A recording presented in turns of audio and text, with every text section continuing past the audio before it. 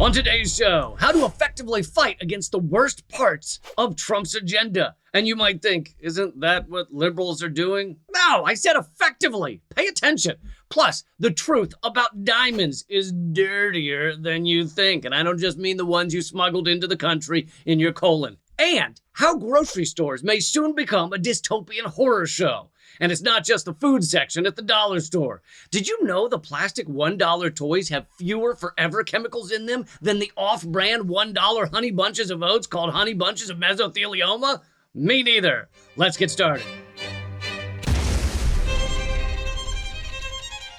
Welcome to Unredacted Tonight. I'm Lee Camp, the most censored comedian in America. If you listen to the right wing right now, Donald Trump is the best president to ever live, including Van Buren's glory days when he put a stop to the Aroostook War with Canada that consisted of throwing dirty beavers at each other from the banks of a frozen lake while wearing bunny hugs. Meanwhile, if you listen to the liberals across this country, Trump, with Elon Musk riding side saddle inside his codpiece, is the most horrific president since Hitler mated with Winston Churchill, producing a bastard child that was racist in 7 different ways. Whoa, that line pissed off everyone. Interesting. So should you hate most of what Trump is doing, even though there are exceptions like ending the proxy war in Ukraine? Probably yes. But here's the part that's going to blow liberals' minds worse than when Matt Lauer did the without permission. This will blow your mind. You fight back against Trump by fighting against more than Trump. If you fight back against just Trump, you achieve nothing. Where's the proof of that, you say? I'm getting to it. Keep your galoshes on, all right? But take your panties off and then stuff them inside your galoshes. It's time to get kinky. Let's go through some of Trump's worst actions so far. To begin with, his assault on immigrants. We've seen ICE raids increase across the nation. People who don't look the right color are being rounded up. Sorry, misread that. People who don't look the white color are being rounded up, including Native Americans. Question. To what home country are you planning to deport them? That's going to be a short flight, my friends. Probably just a bunch of necklace ICE agents standing around staring at a piece of paper going, where the hell is Turtle Island? Is that near Houston? Trump has put absolutely insane lunatics in to manage the persecution of immigrants, like naming Tom Homan, his former acting ICE director, as the administration's border czar, which is a conflicting message, border czar. Let's name the guy in charge of hating other countries after a Russian ruler. It's like if your vet's name were Dr. Foie Gras. Anyway, this Tom Homan argued that separating children from their caregivers would be an effective means of discouraging illegal border crossings. Wow, it's tough to come up with a sentence more putrid than that, unless you're a genius like Kanye West. Homan sounds like he has Caligula tattooed inside his eyelids so he can hang out with him in his dreams. So if you're furious about this and you fight your hardest to get rid of Donald Trump and you win, what will happen? Maybe we'll go back to the Biden years. Yes, when he deported more people than Trump did. Wait, no, that's bad. That's bad. Don't do that. Maybe we'll go all the way back to the Obama years. Those good days when he was known as the deporter-in-chief. Yeah, Obama's ICE agency was not the best. He appointed a man named Tom Homan as ICE's executive associate director. And you might think, well, much like the movie Mulholland Drive, Obama must not have known what Homan was really about. Yet by 2014, under the Obama administration, Homan had begun to argue that separating children from their caregivers would be an effective means of discouraging illegal border crossings. Oh, that was under Obama. Well, I bet Obama booted him to the curb. See ya later, ho-man. Can't have that kind of racist shitheadery in our liberal wonder world.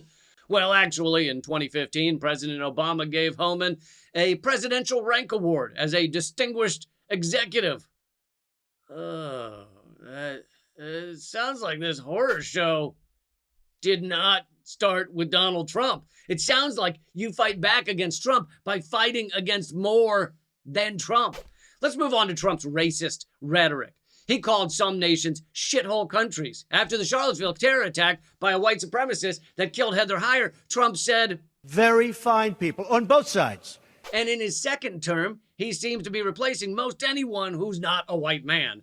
And that's just the beginning. So we need to fight back against Trump for being racist. Okay, great. Get your banners and your bumper stickers out and let's do it. Anyone who has the misfortune of getting stopped behind my car at a red light is gonna get an education, my friends. If only more Gazans had those coexist bumper stickers, I doubt Israel would have dared mess with them. But again, if you just defeat Trumpism, then you'll put us back into a long list of racist presidents. Joe Biden pushed through the laughably racist crime bill in 1994. True love of the liberal world, Franklin Roosevelt, signed off on Japanese internment camps for anyone of, I'm going to say, Polish descent. Wait, Japanese descent. President Woodrow Wilson was a proud racist and even wrote a history textbook praising the Confederacy and in particular the Ku Klux Klan. I mean, in his defense, he was mainly praising how white they kept their hoods, even when eating barbecue. But if you think what Trump's doing to the federal government is bad, Woodrow Wilson resegregated it. He allowed his cabinet to resegregate the Treasury, the Post Office, the Bureau of Engraving and Printing, used to be more important when there was engraving and printing, the Navy, the Interior, the Marine Hospital, the War Department, DOD, and the Government Printing Office. Did you hear what I said? Of course Wilson was racist. He segregated his interior. But it's really the actions, not the words, of the government that are the most racist. The genocide of the Native Americans, slavery, dropping the 2 atom bombs that needed to be dropped less than Drake's 21st album. The atom bombs were incredibly racist and only acceptable to most Americans because it was non-white innocent people murdered in the hundreds of thousands. Apparently Reagan demanded his staff go through the presidential M&Ms in the Oval Office and remove the brown ones. Arguably the most racist thing Donald Trump has done is publicly announce his plan to ethnically cleanse Gaza. He announced that because he views Palestinians as disposable. But Biden oversaw and facilitated that genocide for a year. Let's not argue who's racist and who's racish.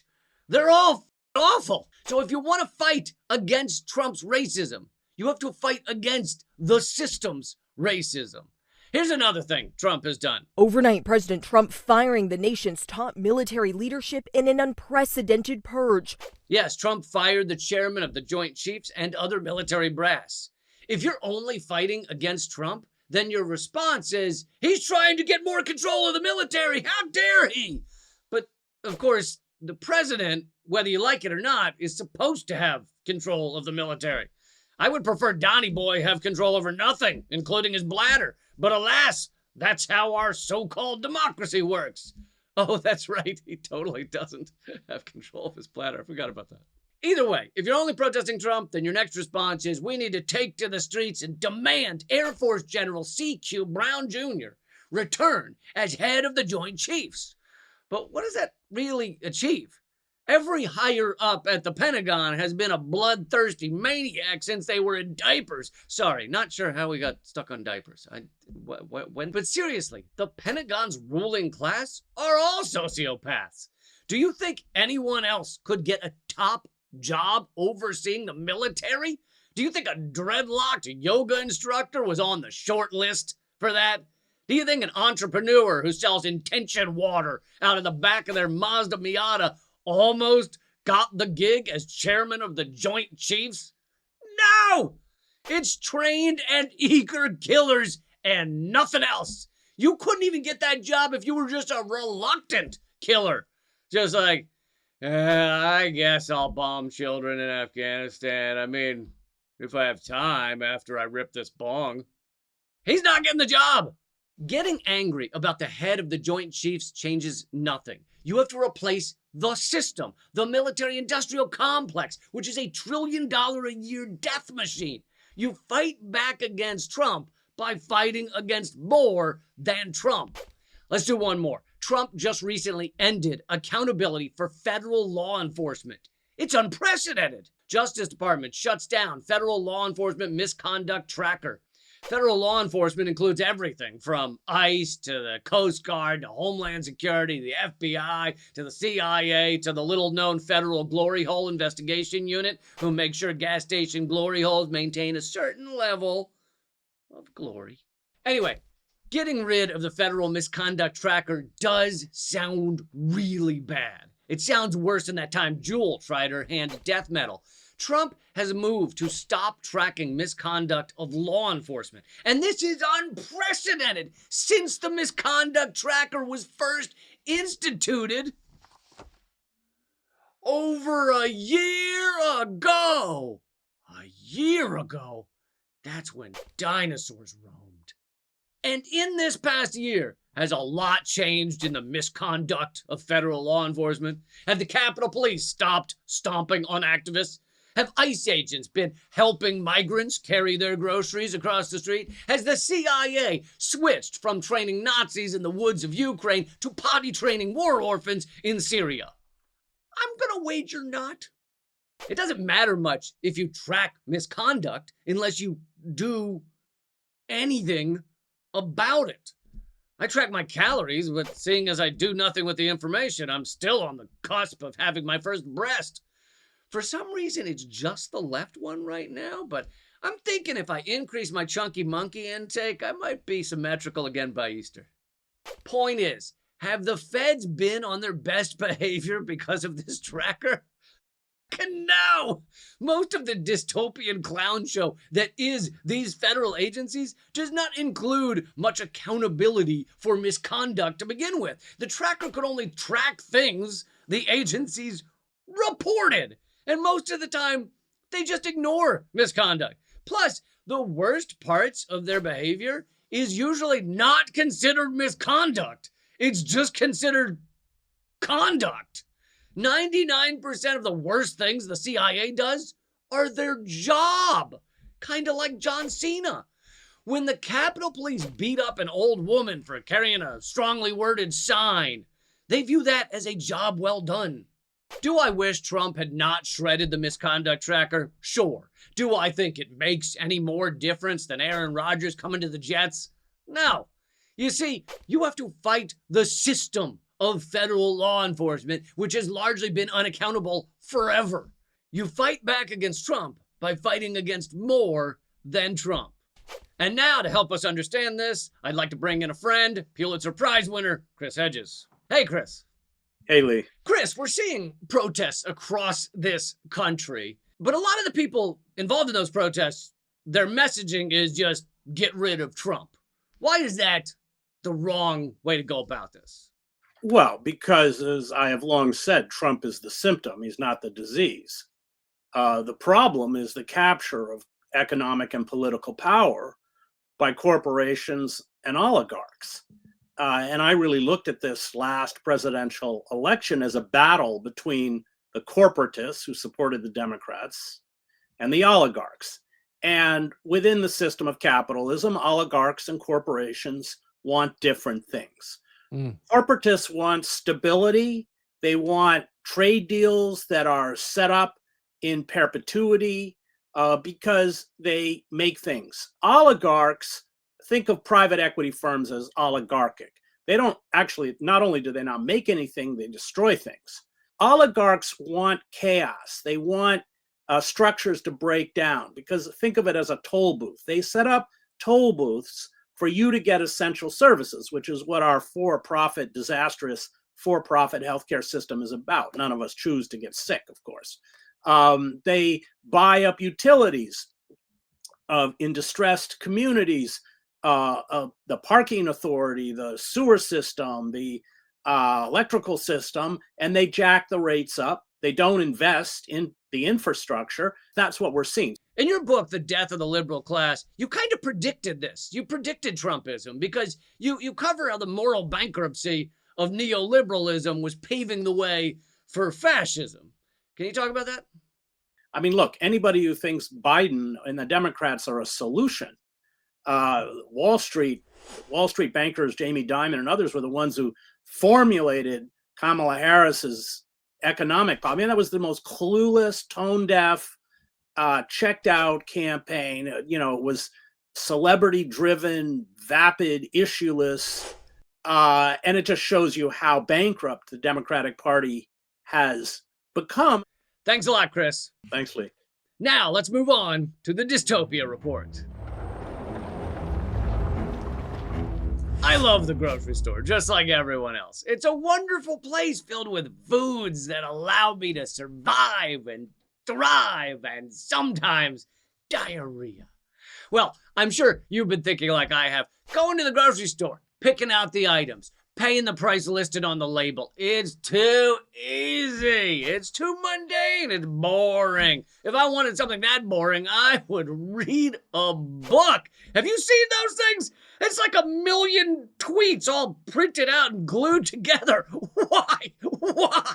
Anyway, Kroger and Walmart have answered the question no one was asking. What if grocery stores were more exciting? What if the prices were always changing at the drop of a hat on digital displays, sometimes charging one customer much more than the guy behind them in line? Wow! Doesn't that sound awesome? Or as the kids say, boomerang. They don't actually say that, but I'm trying to start it. Buy the t-shirt now before they're cool. You don't want to be the loser buying them when they're cool. This grocery store price gouging is awesome. And in fact, they carefully tested how to trick you into thinking it's not gross and discriminatory by naming it dynamic pricing. And it's not a coincidence, it almost rhymes with goddammit pricing. It will not just make your heart pump faster and your wallet grow thinner, it will make it nearly impossible to budget for a shopping trip because who knows what the prices will be today. But dynamic pricing will better enrich the billionaires who own the largest grocery stores and the corporations that own the products. And isn't that what patriotism is all about?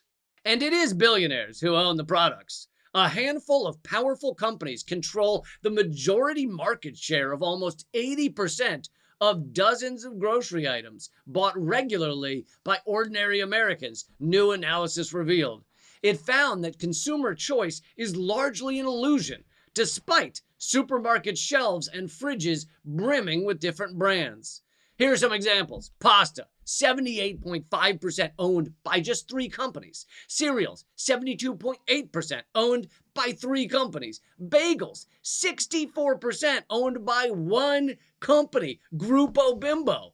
No, I wasn't calling them a group of bimbos. Their name is Grupo Bimbo. I'm not saying they aren't a group of bimbos. They very well could. In fact, they probably are, but I was just saying their name, which is Grupo Bimbo. Not sure why they named themselves that. But I also don't know why the biggest company in frozen chicken is named Gaggle of Snatch. That one I did make up. That one's on me, fellas. That one's on me. But it's also the name of my favorite band. I'm kidding. Gaggle of Snatch sucks balls. Dudes, play the hits! Am I right? Anyway, I'm not kidding about dynamic pricing. Kroger has been testing digital price tags since 2018. Of the company's 3,000 or so locations, it plans to expand its implementation of digital price tags to 2,600 of them by 2026. They've also announced plans to use facial recognition technology. Facial recognition? So let this be a warning to everyone. When you walk in the grocery store, look sad, okay? Maybe then the grocery store AI algorithm overlords will take pity on you and figure that a sad person doesn't have lots of extra money to throw around.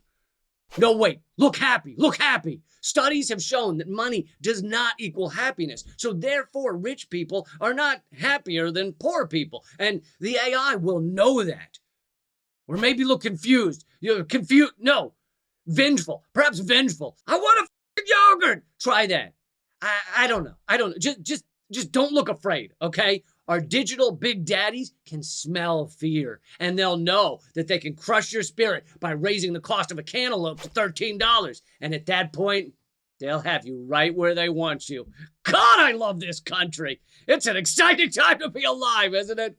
So where will this end? Soon we'll have digital dynamic pricing on everything. Clothes, cosmetics, pets, politicians. A lobbyist will walk up to a senator, and right there on his chest will be a digital display of how much it costs to purchase his vote. That actually sounds pretty convenient. I actually support that. Let's move on to a segment we call Reality is Catching Up. Something crazy is happening in the world of diamonds. It's confession time. I have to admit, I love diamonds. I don't know what it is. Something about spending the amount of money I make in 3 months on a single, tiny, shiny rock that does nothing except sit there. It's a real thrill for me. It's like lighting a cigar with a $1,000 Pomeranian, or paying 10 grand for a small bag of sawdust I could wear around my neck. No, actually, the sawdust is actually more useful because you can sprinkle it on puddles of vomit after a night of partying or after watching Hillary Clinton speak. Sprinkling diamonds on vomit wouldn't do much. But diamonds are crucial to humankind's existence. No one could secure love and therefore procreate without a multi-$1,000 thing on the woman's finger. Can't be a cheap ruby or a 15-cent piece of quartz. No, needs to be a 10 grand hunk of mineral that a 9-year-old named Bambula dug out of the ground in Botswana and got paid a sandwich. That's the only way they learn work ethic. By they, I mean children, and by children, I mean children. Diamond engagement rings are also the only way your true love will spend her life with you, or at least a few years until you each decide it's divorce time and divvy up your things, including the Pomeranian. Give her the back half. But here's why I bring up diamonds. They seem to be crashing back to earth. Prices are falling fast and show no signs of stopping. Natural diamonds cost 26% less in shops than 2 years ago. That's right, it's now 26% more affordable to purchase the love of whoever you've met who views love as a commodity, like coffee beans or healthcare. That last bit was for you Americans out there. Meanwhile, lab-grown diamonds are now 74% cheaper than in 2020. Lab-grown, no wonder. Lab-grown anything is weird. We've seen how creepy lab-grown fascists are. But there's another thing about diamonds. They aren't rare. It's true. They aren't nearly as rare as we're led to believe. The company De Beers basically bought them all up and now parses them out slowly to maintain something called scarcity. It's the same reason that hedge fund traders who don't smell of coke and herpes are so sought after. Scarcity. De Beers reported last month that it began 2024 with a huge $2 billion stockpile of diamonds and had not managed to shift it by the year's end. The company has cut production in its mines by 20%. Nobody is buying diamonds anymore. In fact, 80% of all diamonds are bought by Lil Wayne using COVID relief funds. Some of you may not like that, but if we as taxpayers hadn't chipped in, Lil Wayne might have gone unblinged. And then where would the nation be? It's gotten so bad that De Beers' parent company, Anglo-American, is actually trying to sell the famous diamond dealer. Yes, nothing says we didn't show up in Africa, steal their resources, and resell them at a crazy price in order to enrich the colonizers, like having your diamond company named Anglo-American. But unfortunately, Anglo-American is trying to get rid of De Beers. How appropriate. The company that made billions of dollars, convincing millions of people they desperately needed to spend gobs of money on a shiny bubble, is now struggling as unfettered, ravenous capitalism comes crashing down faster than Amelia Perez. If things get much worse, I rest easy in the understanding I can survive by eating my diamonds. They're edible, right? Yeah, well, of course I'm going to use a blender, you idiot. I'm going to throw in some protein powder, some kale, a couple of avocados. That's what I call avocados. It'd be delicious. But I imagine you're wondering, why would I bring up diamonds crashing when we're facing climate crisis, U.S.-backed genocide, and the richest man in the world rifling through the Treasury Department's code like a gremlin gnawing on computer cords? Well, diamonds represent everything wrong with consumerism, putting your self-worth in sparkly nothings rather than anything meaningful. And those sparkly nothings are mined by children, mind you. That was a mind joke. joke. Those kids are minors. That was a minor joke. Keep up! I dream of a world where diamonds have zero value. Instead, value would be in the hug of a friend, the time spent with your child, a drawing of your partner's supple ass, male or female, which you could then wear around your neck in place of a worthless diamond. And here are your headlines from the future. Coming up next week, you'll read, in traditional senatorial retirement ceremony, Mitch McConnell leaves his wheelchair, hemorrhoid cushion, and catheter in the middle of the Senate chambers during a moment of silence. And tough news coming in 3 weeks. A new report, 62% of Americans now paying rent by selling underwear on eBay they claim belong to Chris Hemsworth. And finally, this news will shock the nation in 3 months. Pfizer, Amazon, and Google merge to create mega multinational company Satan's Anus. That's the show. We are completely independent and viewer funded here at Unredacted Tonight, so if you can support us at all, that would be amazing. Sign up at leecamp.net and scroll down to become a supporter, or sign up at patreon.com/leecamp. If you like this episode, you would love episode 1, which is at youtube.com/@realleecamp. Until next week, just remember, revolution will have laughter. Keep fighting.